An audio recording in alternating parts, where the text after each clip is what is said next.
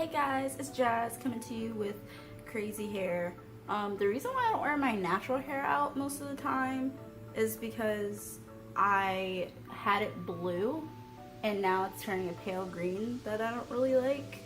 So, but today I just didn't care. So yeah, to get into the video, have you guys ever heard that quote or saying or I don't know, strategy that people tell you to do? Basically, what would you say to your younger self? Have any of you ever thought about that? I don't know if everyone's heard the quote, but if you didn't, basically what would you tell yourself before you got to whatever age that you are today? So when I think about that, I think of the time, basically ninth grade. Ninth grade was the hardest year for me. For those of you who don't know, I used to go to College Park Elementary, Brandon Middle School, and I was also supposed to go to Tallwood High. I ended up going to Kempsville High School, and it was a big thing for me. I grew up with my friends from the age of 4 and up, and it was really hard for me to accept the fact that I had to let new people in. I'm not a person to let people in easily, so it was very difficult for me. So yeah, ninth grade was the hardest. I let my grades slip. I just didn't care in general. So yeah, I'm talking to that chick, that girl, that heathen, that young queen, young thug. So let's get into the video.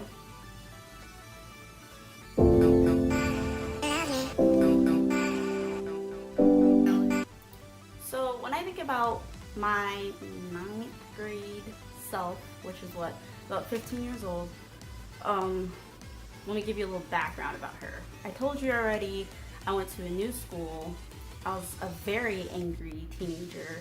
The only things that would hold me together were my friends that were in my previous school.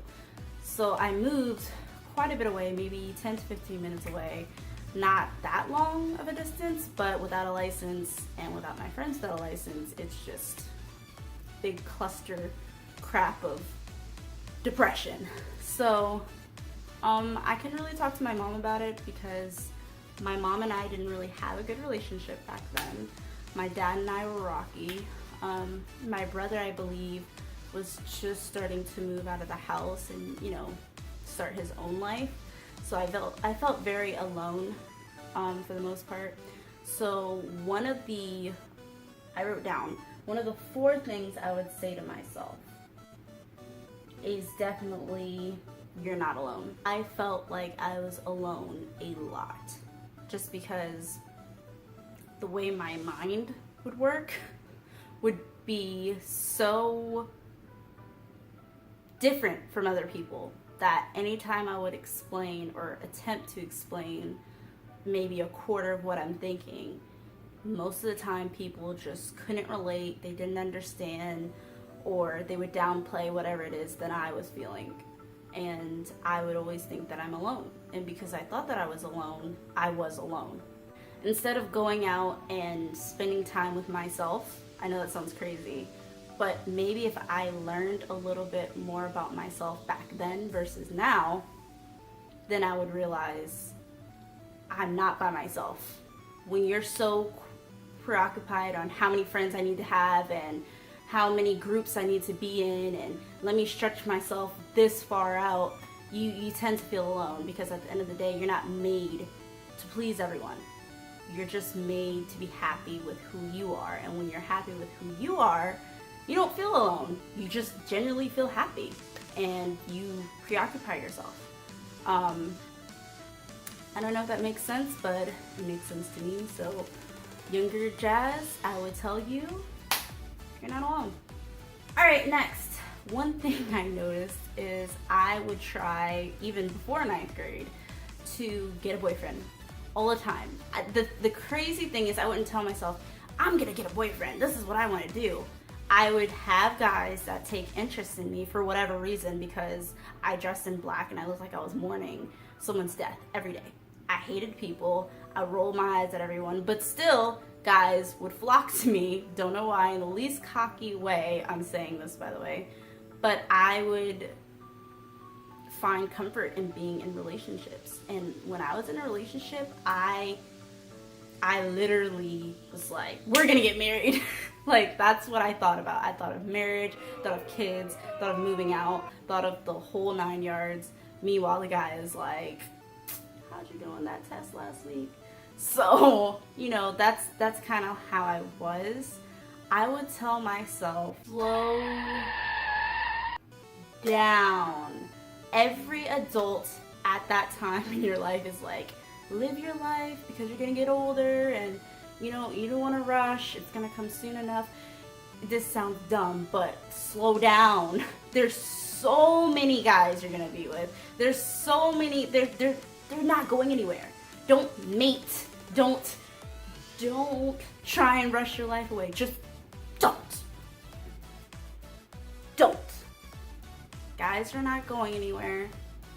Guys, if they truly are for you, are gonna stick around for a very long time. Trust me. And you found him junior year, and his name's Mitch. We've been together for 9 years. There's some guys who are just not going to go anywhere, no matter what you do. The love is real on both sides. Nothing can tear you apart. And I probably should have listened to that. So, yeah. Slow down. Slow down. I was so focused on so many guys and, you know, what they were interested in, to even focus on half of my schoolwork. You know, it was like a drug. I feel like I was addicted to the idea of love. Yeah. I am a very complex person, guys. Sorry this is not making any sense to you, but you know, I'm just talking younger jazz and whatnot. Moving on. Alright.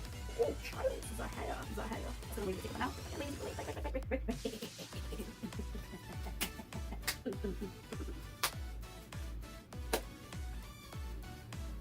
Alright.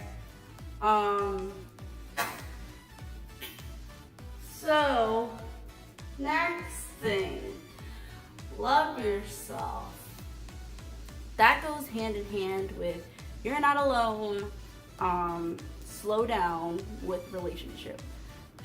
I think I was so worried about another person loving me, a guy loving me, that I didn't love myself. And no wonder they didn't stick around and love me long enough, because I didn't love myself. How can you love me the way I need to be loved if I didn't know how I wanted to be loved? Because that's foreign to me. I didn't even know how to love myself.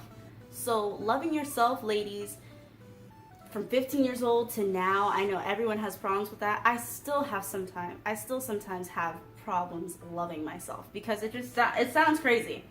Yeah, I woke up today and I hugged and kissed myself.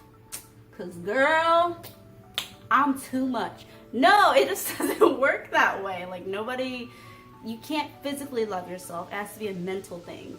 And even in there, it's weird. It's a weird thought to grasp.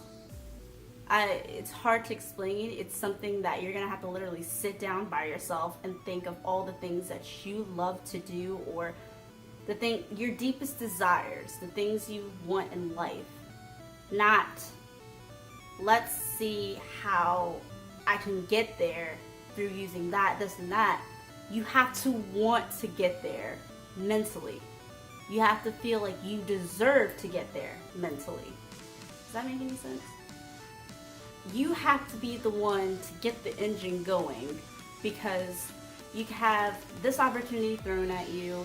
You can bump into an opportunity to do something, and you still end up holding yourself back, which also goes with the second part of love yourself I wrote down. I put, you are holding yourself back. In high school, I used to dance. Now that's a funny concept, just because I love to dance at home. I'm sorry, I'll try harder. My pleasure. My pleasure. But when it came to like the dance team and things like that, I'll dance in a group. it was a little tough for me at first, but when it came to practicing, when it came to rotations and everyone's judging each other, I couldn't do it. I wouldn't take it seriously. I would half-ass anything that I'm doing. When it came to freestyling, I wouldn't do it. I was petrified. I didn't want anyone to laugh at me. I wanted to be the best. And sometimes wanting all of that takes the love out of dancing. So I ended up making low grades because I wouldn't slow down, and I was kicked off the dance team. Mitch was still in the dance team. I would get pretty jealous, actually, something you guys didn't know. A lot of people would notice Mitch because he would just so freely dance. He didn't care who was watching, and I admired that so much. But for the life of me, I would always get in my own head, and I couldn't bring myself to do it until one day I was just like, you know what, I'm gonna do it. I'm so angry with people not seeing me for what I love. They always see me as the girl who is copying her boyfriend or whatever, when that wasn't the case. Even still to this day, dancing is my passion. And you know, Mitch, it was kind of a hobby for him. But now, I don't hold myself back anymore. I can't blame anyone, can't blame Mitch, can't blame them, can't blame, even if people did laugh at me, I can only blame myself. Because you don't get up and do your passions every day for everyone around you. You do it for you. So stop holding yourself back. Jasmine, that's like the number one thing that you do. And it's frustrating to you. That's just crazy. You frustrate you by holding yourself back. And it's you who's doing all of it. Stop it. Cut that shit out. Cut it out. Do you, and you'll feel loads better. If you would have did dancing and just expressed yourself in that way, that goes back to me being a complicated person and explaining myself, if you haven't noticed. When I get in my own head, dancing just, it exudes all of my emotions.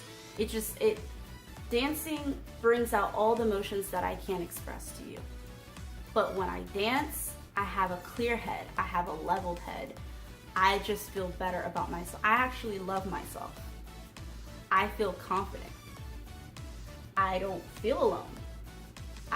It's hard to feel alone when the number one thing, you don't see anyone in the room. You're just focused on you. I know it sounds crazy. You would think you're alone, but I don't. I could be in a crowded room and just single myself out, and it's the best feeling. It's an escape from reality. When you're escaping reality and doing something that you love, in turn you end up loving yourself. So I push everyone who has a problem with loving yourself to do anything that you feel passionate about. And if you can't find anything you feel passionate about, then try everything. Make a list, a healthy list now, guys. I don't want you to come on, oh yeah, I saw Jazz and Mitch's video and you know, I thought it would be nice of me to go get my eyes tatted so it could be leaking on everybody's timeline. Have y'all saw that, by the way? No? Find something you're passionate about. You won't feel alone at all. You stick with it. It's something that pushes you. Like I was saying before, opportunities can be thrown at you, but if you don't get the wheels going, you're not going to push yourself to get there. Nobody can push you harder than you can push you if you really want it. So I seriously want you guys to be passionate on find interest in something that brings out the inner you that you can love.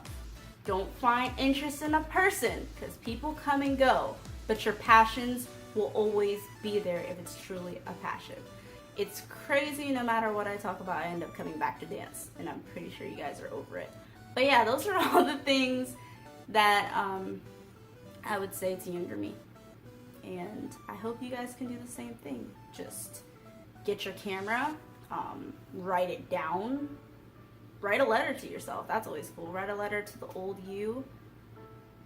Post it. Don't post it. do it. You learn more about yourself when you're talking to yourself. See? People think talking to yourself makes you crazy. Actually, on Google, I found out that talking to yourself actually means you're more intelligent than other people. She's crazy. I'm telling you, she's crazy. She is crazy. Don't let her tell you she's not crazy because she's crazy. She's just crazy! Shut up. Bye, guys. Never catching us.